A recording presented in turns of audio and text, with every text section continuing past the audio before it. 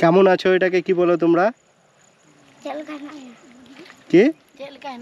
চেলকাই নামে। এটা হচ্ছে খড়িমাটির খাদান, যা দিয়ে পেন্সিল বা চক বানানো হয়। আর এটা হচ্ছে একটি মিনি ওয়াটারফল। আর এটা হচ্ছে পাথরের খাদান। এই খাদান থেকে পাথর তুলে নিয়েছে আর এখানে এখন সবাই মাছ ধরছে। বন্ধুরা, এখন আছি আমি ঝাড়খণ্ডে আর আপনাদের ঘুরে দেখাবো ঝাড়খণ্ড, এবং এই ভিডিওতে কি কি দেখলাম সেটা আপনাদের দেখাবো। আমরা এখন ঝাড়খণ্ড আর বীরভূমের বর্ডারে আছি, ওয়েস্ট বেঙ্গল আর ঝাড়খণ্ডের বর্ডারে। আর এই জায়গাটা হচ্ছে খড়ি মাটির একটি খাদান। এখানে অনেক খড়ি মাটি বার করেছে, তোমাদের প্রুফ দেখাই। দেখুন একটু নিচে নামি, আর ওই পাশটাই কিন্তু বেশি আছে। আর এইগুলো দিয়ে দেখুন একদম হাতে টাচ করছিস, ছেড়ে যাচ্ছে। এই যে মাটি আছে বা পাথরের মতো বলুন, এগুলো দিয়ে বাচ্চাদের লেখার যে পেন্সিলগুলো হয় না, সেগুলো বানানো হয়। তো এই আমি একটা ছোট্ট টুকরো নিয়েছি, আর এইটা দিয়ে কিভাবে লেখা হয় সেটা আপনাদের দেখাবো। চলুন উপরে গিয়ে আমি একটা ভালো জায়গায় এটা দেখাবো। একটা ছোট্ট টুকরো নিয়ে নিয়েছি, পেন্সিলের মতো, একদম পুরো পেন্সিলে যেমন মানে লেখা ওঠে না, সেম। দেখুন এমআরএফ টার, বুঝতেই পারছেন, পুরো পেন্সিল একদম সাদা। এখানে লিখে আমি একটা ABC। দেখুন এই মাটি দিয়ে কিন্তু লেখা হচ্ছে সব কিছু। একদম অবিশ্বাস্য একটি জিনিস, মাটি দিয়ে কিন্তু লেখা। আমরা মানে আগে ভাবতাম যে পেন্সিলগুলো আলাদাভাবে তৈরি করা হয়, কিন্তু না, এই মাটি দিয়েই তৈরি করা হয়। এখন আমরা ঝাড়খণ্ড পৌঁছে গেছি, আর ঝাড়খণ্ডের রাস্তাঘাট কিন্তু খুব ভালো। আমাদের যে মানে বীরভূমের ওইখান থেকে এলাম, মানে ওয়েস্ট বেঙ্গল, তার চাইতে তুলনামূলকভাবে দেখুন ঝাড়খণ্ডের রাস্তা কি সুন্দর। আর আমাদের মতো এইদিকেও কিন্তু ধান লাগানো আছে, দেখুন চারি সাইডে ধান হচ্ছে। আর এখানে একটু জমি আছে, কিছু জমি যেখানে কচু লাগিয়েছে। আমরা একটু গ্রামের দিকে যাব ওইদিকে, এবং দেখবো ওইদিককার পরিবেশটা কেমন। আজ আপনাদেরকে ঘুরে দেখাবো ঝাড়খণ্ড। ঝাড়খণ্ডে এসছি, আর এইগুলোতে বাড়ি দেখছি কি সুন্দর সুন্দর ডিজাইন করা। দেখুন বাড়ির যে দেওয়ালগুলো আছে তাতে বিভিন্ন রকম ফুল আঁকা আছে। এগুলো মূলত আদিবাসীদের বাড়ি, আর এগুলো কাঁচা বাড়ি, কিন্তু তাদের দেওয়ালটা খুব সুন্দরভাবে বিভিন্ন ডিজাইন করা আছে। আমি যদি আগে দেখতে পাই সেগুলো আপনাদের দেখাবো নেমে, এটা নেমে দেখানো সম্ভব হলো না। বন্ধুরা, রাস্তা দিয়ে যাচ্ছিলাম, আর এই যে পেছনে দেখছেন এটা একটি স্বাস্থ্যকেন্দ্র, যেটার নাম হচ্ছে আয়ুষ্মান আরোগ্য মন্দির। আর এটা কিন্তু এখন তালা মারা আছে। আর এখান থেকে বুঝতে পারলাম এটা কিন্তু পাকুড় জেলার মধ্যে পড়ছে, ঝাড়খণ্ডের পাকুড় আর মহেশপুর থানা। দেখুন মাঠের মধ্যে, এই পাশে কিন্তু গ্রাম নেই, গ্রাম এই পেছনে একটা আছে, এই আশেপাশে দূরে দূরে গ্রাম, 1 কিলোমিটার দূরে। দেখুন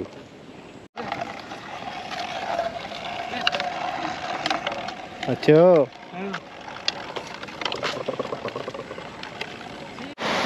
এই রাস্তা দিয়ে যাচ্ছিলাম ঝাড়খণ্ডের, আর নিচে দেখুন এইখানে সেই ঝর্ণার মতো একটি ছোট্ট নদী বয়ে যাচ্ছে। আর কিভাবে ঝর্ণা মানে তৈরি হয় সেটা আপনাদেরকে দেখাবো পাহাড়ে। আর এমনি একটি ঝর্ণা আমাদের রামপুরহাট থেকেই খুব কাছে, মানে যেটাকে বলছে ঘাগর ঝর্ণা, যেটা অনেক ভাইরাল হয়েছে।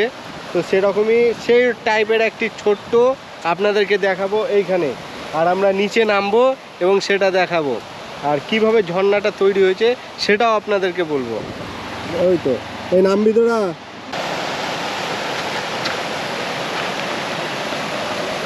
আমরা অনেক রিস্ক নিয়ে এবারে নামছি নিচে।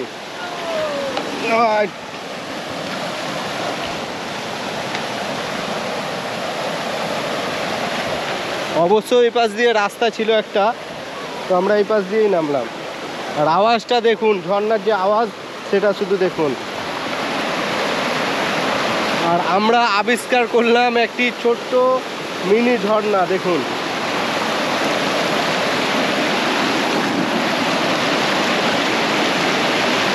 এইগুলো সৃষ্টি কিভাবে হচ্ছে আপনাদের বলে দিই।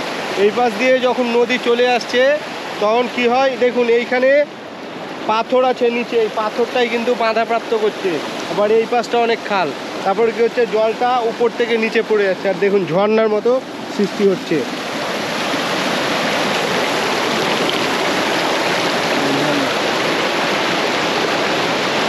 আর এখানে কিন্তু স্নান করতে সেই লাগবে, আর আমরা এখানে একটু পা ধুয়ে নেব। ঝাড়খণ্ডে আসার মানে ঝাড়খণ্ডের এই রাস্তা দিয়ে এসে এই রকম যে দৃশ্য দেখতে পাবো কোনোদিনই ভাবিনি, কিন্তু এইরকম একটি ভালো দৃশ্য দেখে নিলাম। এই জিনিসটা যদি একটু উঁচুতে হতো আর এটা নিচুতে হতো, কিন্তু এটা পারফেক্ট একটি ঝর্ণাতে পরিণত হতো। ধরুন এইখান থেকে উপর থেকে নিচে পড়ছে, এই ঝর্ণাতে পরিণত। এইটা দেখো, এই মিনি ঝর্ণা এইরকম যদি হতো, দেখুন কি লাগছে, একদম মিনি ঝর্ণা লাগছে। দেখুন একটু যদি উঁচু হতো আর এই পুরো জলটা যদি এক জায়গা থেকে পড়তো, কিন্তু সেই লাগতো, সেই ঝর্ণা লাগতো।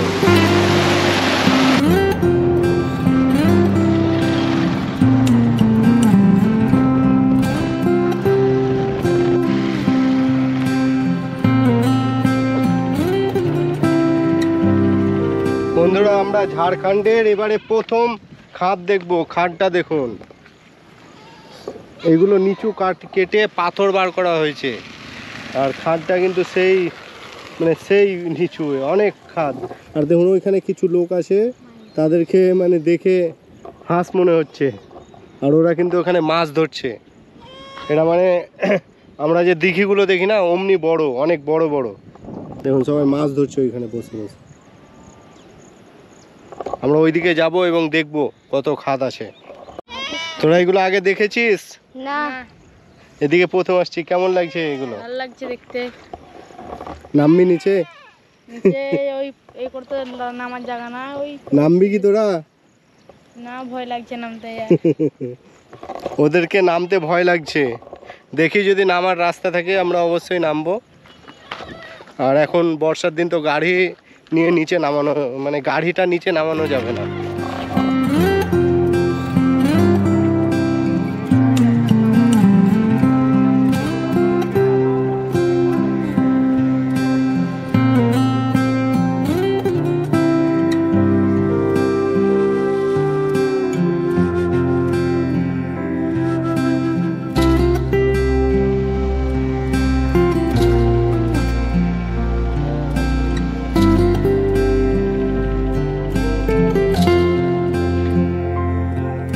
আমরা এই সাইড দিয়ে একটু ঘুরে এলাম, আর দেখুন আমরা একদম খাদের সামনেই দাঁড়িয়ে আছি। আর ওই নিচ থেকে মানে যে গাড়িতে করে যে হাইবা দেখছো, এই গাড়িগুলোতে কিন্তু এই নিচ থেকে পাথর তুলেছে। দেখুন এটা হচ্ছে রাস্তা, আর এই রাস্তা দিয়েই কিন্তু ওরা নিচে নেমেছে, যারা নিচে আছে এরা সব মাছ ধরছে। সব জায়গায় ভালো লাগলো যে একজন দেখলাম বাইক নিয়ে নিচে নেমেছে, আর তার জন্য কিন্তু আমিও আমার বাইকটাকে নিচে নামাবো। চলো, এই দেখো, ওই দেখো ওই ছেলেটা নামিয়েছে, বাইক দেখতে পাচ্ছ তোমরা, ওই ছেলেটা। আমরা এবারে আমাদের বাইকটাকে দেখো এখানে নামাবো নিচে, আমরা 3 জন রাইডার আছি। বাইকে চড়েছ? কে চাপবি? আমি চাপবো না বাইকে। বিট্টু চাপবি? তুই চাপবি? এইদিকে এইদিকে তাকিয়ে কথা বল। চাবি বাইকে চড়ে নামবি? চলো। চল, ঠিক আছে। এই ছেলেটা রাজি হলো, এই ছেলেটা রাজি হলো না, তো চলো আমরা দুজনে নিচে নামবো। বন্ধুরা, এবারে আমরা খাদানে নামবো। দেখুন একজন বাইকে করে দেখুন খাদান থেকে উঠে গেল, এই দেখুন। এবার আমরা নামবো।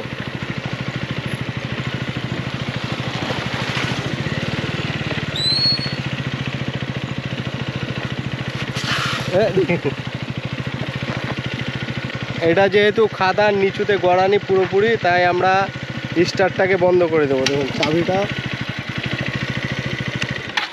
পুরোপুরি স্টার্ট বন্ধ করে দিলাম। এবারে নিউট্রাল দিয়ে আমরা চালাবো। চলো, এই তুই চেপে যাবি? শেষবারের মতো বলছি, তুই চেপে যাবি? না, ঠিক আছে, আমরা দুজনেই যাচ্ছি। চল ধর।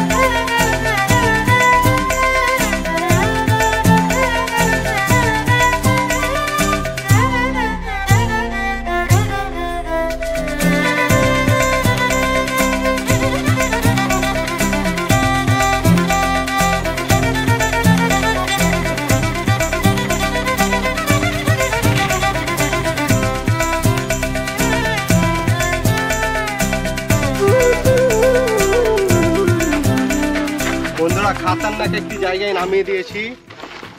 উপরটা দেখা কোথায় নামিয়েছি। চলো।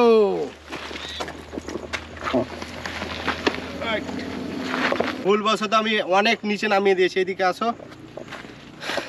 ভুলবশত আমি মানে গাড়িটাকে অনেক নিচে নামিয়ে দিয়েছি, ওরা কিন্তু উপরে রেখেছিল। আর দেখো এটার উচ্চতা অনেক। তো আমি কি করব, নিচে যাওয়ার আগে আমি বাইকটাকে উপরে রেখে আসি, চেষ্টা করি, দেখি কি হয়। এটাই তো ভাবছি।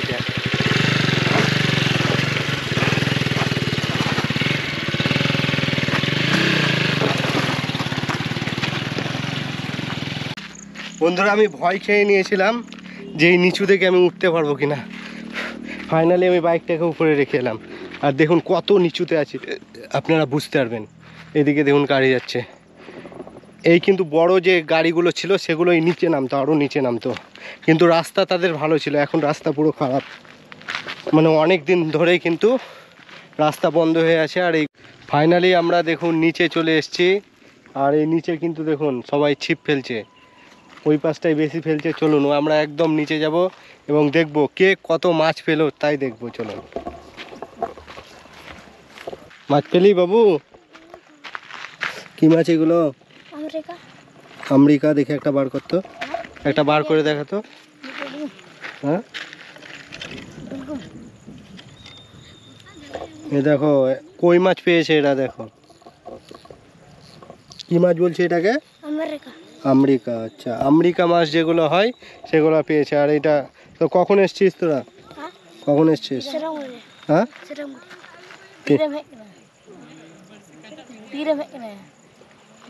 কখন কখন বাংলা বুঝতে পারো না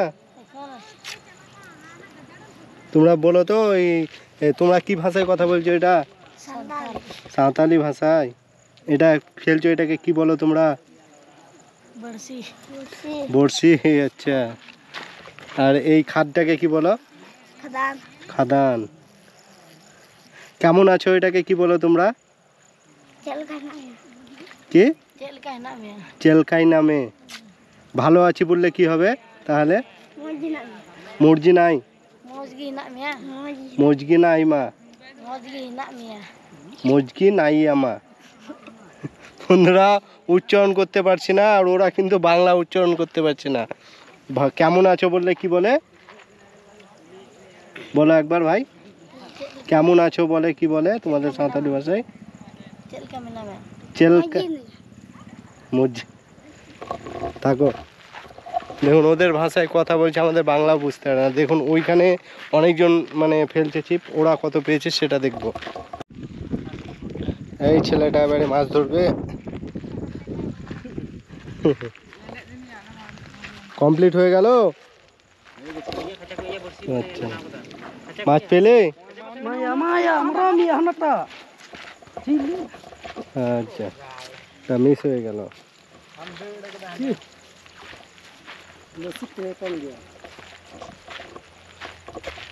মাছ পেলে? তুমি মাছ পেয়েছো? এখনই এসেছো।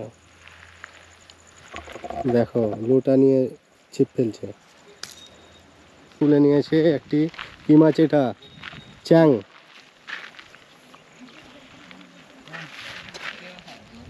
এটাকে কি মাছ বলিস তোরা? হ্যাঁ, চটগই। এটাকে চ্যাং মাছ বলি আমরা।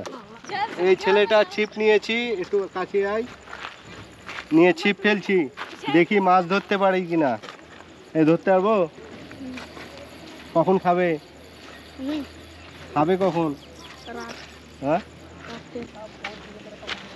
চল আমরা চলে যাব। বন্ধুরা আমরা মাছ ধরার চেষ্টা করলাম কিন্তু হলো না, এবারে আমরা চলে যাব। থাকো বন্ধু।